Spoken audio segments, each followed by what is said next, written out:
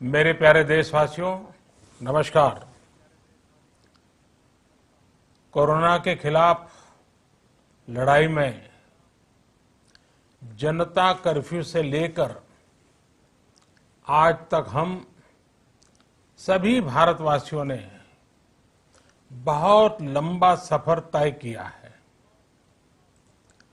समय के साथ आर्थिक गतिविधियों में भी धीरे धीरे तेजी नजर आ रही है।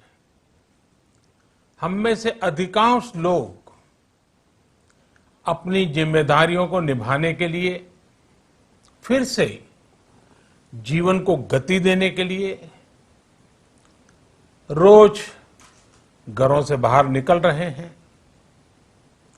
त्योहारों के इस मौसम में बाजारों में भी रौनक धीरे धीरे लौट रही है, लेकिन हमें ये भूलना नहीं है कि लॉकडाउन भले चला गया हो, वायरस नहीं गया है। बीते 7-8 महीनों में प्रत्येक भारतीय के प्रयास से भारत आज जिस संभली हुई स्थिति में है, हमें उसे बिगड़ने नहीं देना है और अधिक सुधार करना है। आज देश में रिकवरी रेट अच्छी है, फैटेलिटी रेट कम है। भारत में जहां प्रति 10 लाख जनसंख्या पर करीब 5,500 लोगों को कोरोना हुआ है, वहीं अमेरिका और ब्राजील जैसे देशों में ये आंकड़ा 25,000 के करीब है। भारत में प्रति 10 लाख लोगों में मृत्यु दर 83 है, जबकि अमेरिका, ब्राजील, स्पेन, ब्रिटेन जैसे अनेक देशों में ये आंकड़ा 600 के पार है। दुनिया के साधन संपन्न देशों की तुलना में भारत अपने ज्यादा से ज्यादा नागरिकों का जीवन बचाने में सफल हो रहा है। आज हमारे देश में कोरोना मरीजों के लिए 90 लाख से ज्यादा बेड्स की सुविधा उपलब्ध है। 12,000 क्वारंटाइन सेंटर्स है। कोरोना टेस्टिंग की करीब 2,000 लैब्स काम कर रही है। देश में टेस्ट की संख्या जल्द ही 10 करोड़ के आंकड़े को पार कर जाएगी। कोविड महामारी के खिलाफ लड़ाई में टेस्ट की बढ़ती संख्या हमारी एक बड़ी ताकत रही है।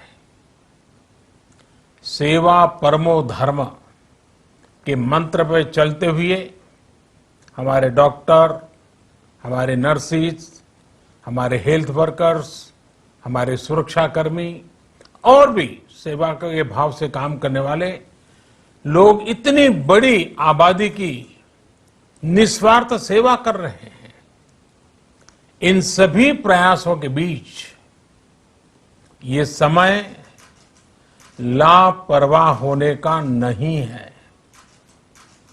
ये समय ये मान लेने का नहीं है कि कोरोना चला गया या फिर अब कोरोना से कोई खतरा नहीं है। हाल के दिनों में हम सब ने बहुत सी तस्वीरें, वीडियो देखे हैं जिनमें साफ दिखता है कि कई लोगों ने अब सावधानी बरतना या तो बंद कर दिया है या बहुत ढिलाई ले आए हैं। ये बिल्कुल ठीक नहीं है। अगर आप लापरवाही बरत रहे हैं, बिना मास्क के बाहर निकल रहे हैं, तो आप अपने आप को, अपने परिवार को, अपने परिवार के बच्चों को, बुजुर्गों को उतने ही बड़े संकट में डाल रहे हैं। आप ध्यान रखिए, आज अमेरिका हो या फिर यूरोप के दूसरे देश, इन देशों में कोरोना के मामले कम हो रहे थे, लेकिन अचानक से फिर से बढ़ने लगे हैं और चिंताजनक वृद्धि हो रही है। साथियों, संत कबीरदास जी ने कहा है, पक्की खेती देखी के गर्व किया किसान, अजहू जोला बहुत है, घर आवे तब जान। अर्थात कई बार हम पकी हुई फसल देखकर ही अति आत्मविश्वास से भर जाते हैं कि अब तो काम हो गया, लेकिन जब तक फसल घर न आ जाए तब तक काम पूरा नहीं मानना चाहिए। यही कबीरदास जी कह के गए हैं। यानी जब तक सफलता पूरी न मिल जाए, लापरवाही नहीं करनी चाहिए। साथियों, जब तक इस महामारी की वैक्सीन नहीं आ जाती, हमें कोरोना से अपनी लड़ाई को रत्ती भर भी कमजोर नहीं पड़ने देना है। बरसों बाद हम ऐसा होता देख रहे हैं कि मानवता को बचाने के लिए युद्ध स्तर पर पूरी दुनिया में काम हो रहा है। अनेक देश इसके लिए काम कर रहे हैं। हमारे देश के वैज्ञानिक भी वैक्सीन के लिए जी जान से जुटे हैं। भारत में अभी कोरोना की कई वैक्सीन पर काम चल रहा है। इनमें कुछ एडवांस स्टेज पर है, आशास्पद स्थिति दिखती है। साथियों, कोरोना की वैक्सीन जब भी आएगी, वो जल्द से जल्द प्रत्येक भारतीय तक कैसे पहुंचे, इसके लिए भी सरकार की तैयारी जारी है। एक एक नागरिक तक वैक्सीन पहुंचे, इसके लिए तेजी से काम हो रहा है। साथियों, रामचरितमानस में बहुत ही शिक्षाप्रद बातें हैं, सीखने जैसी बातें हैं, लेकिन साथ साथ अनेक प्रकार की चेतावनियां भी हैं। जैसे रामचरितमानस में बहुत बड़ी बात कही गई है, रिपु रुज पावक पाप, रिपु रुज पावक पाप, प्रभु अहि गनीय न छोट करी। अर्थात आग, शत्रु, पाप यानी कि गलती और बीमारी, इन्हें कभी छोटा नहीं समझना चाहिए। जब तक इनका पूरा इलाज न हो जाए, इन्हें हल्के में नहीं लेना चाहिए।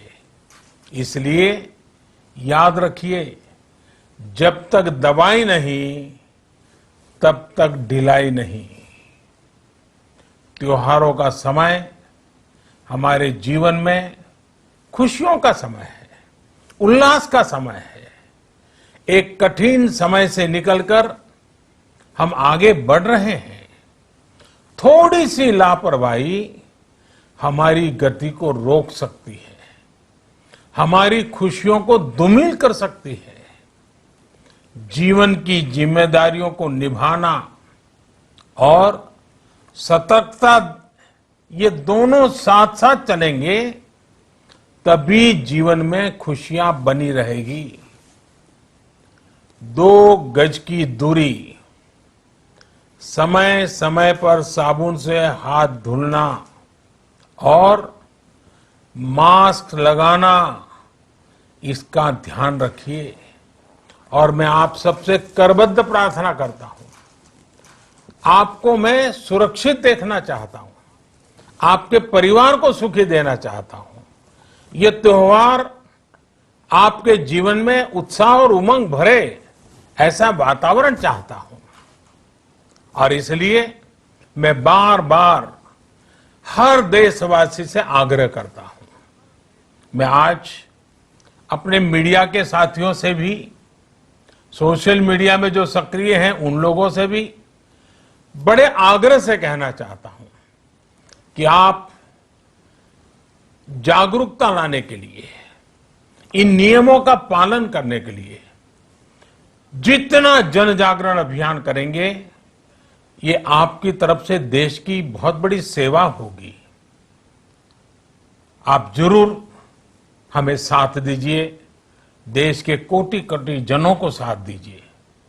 मेरे प्यारे देशवासियों, स्वस्थ रहिए,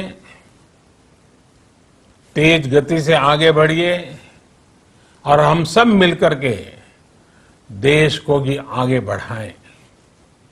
इन्हीं शुभकामनाओं के साथ नवरात्र, दशहरा, ईद, दीपावली, छठ पूजा, गुरु नानक जयंती समेत सभी त्योहारों की सभी देशवासियों को एक बार फिर से बहुत बहुत बधाई देता हूं।